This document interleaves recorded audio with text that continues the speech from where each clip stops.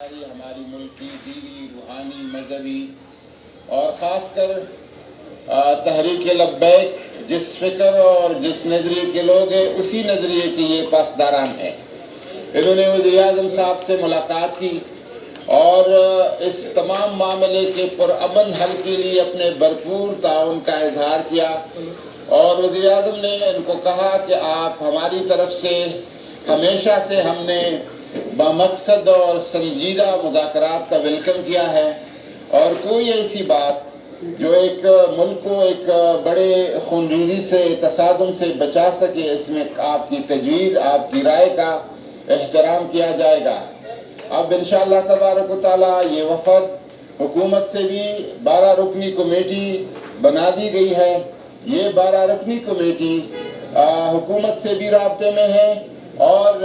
تحریک لبیک پاکستان کی قیادت کے ساتھ بھی ان کے پہلے سے بھی روابط ہے اور ان روابط کو مزید اس میں آگے بڑھائے گی۔ تو انشاءاللہ تعالی ہم پر امید ہے اللہ تبارک و تعالیٰ کی فضل سے کہ ایسی شخصیات کی آمد کی وجہ سے اور شراکت کی وجہ سے بہتری کی فضا بن جائے گی۔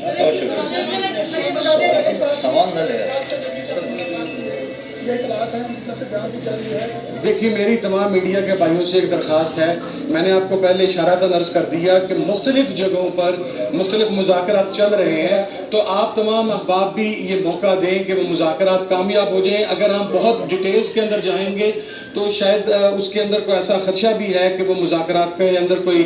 خلل آ جائے، اس لیے ہم سب کو تھوڑی دیر ویٹ کرنا چاہیے اور انشاءاللہ پازیٹیو ہی رپورٹس آئیں گی۔ حکومت نے یقین دہانی کروا دی، میں نے آپ کو عرض کیا کہ کوئی ٹارچر نہیں ہوگا۔ یہ جو شرط رکھی گئی ہے کہ ایک ہی جگہ بیٹھ جائیں، آئین کے تحت احتجاج یا مارچ کسی کا بھی حق ہے، کسی بھی شہری کا، تو یہ شرط مذاکرات کے آغاز کے لیے